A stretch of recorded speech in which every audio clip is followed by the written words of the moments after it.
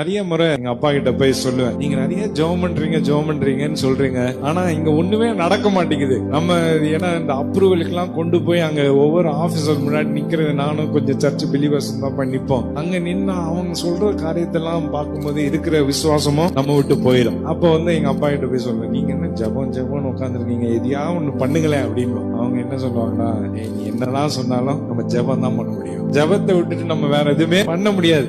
நீங்க இவ்வளவு பெரிய சர்ச்சு, இவ்வளவு பெரிய ஆட்கள், நிறைய ஆட்கள்லாம் இருக்காங்களே, அவங்கள வச்சு ஏதாவது பண்ண முடியுமா? நம்ம ஒண்ணுமே பண்ண முடியாது. நம்மளால ஒன்னே ஒண்ணுதான் நமக்கு தெரியும், ஜெபம் தான் நம்மளால பண்ண முடியும். ஹல்லேலூயா. அந்த ஜெபத்தை மட்டும் தான் நான் பண்ண முடியும் அப்படின்னு சொல்லி அனுப்புவாங்க. அந்த இடத்துல இருந்து வெளியே போகும்போது ஆண்டவர் ஏற்ற வேளையில அற்புத விதமாக ஆச்சரியமாக வழிகளை திற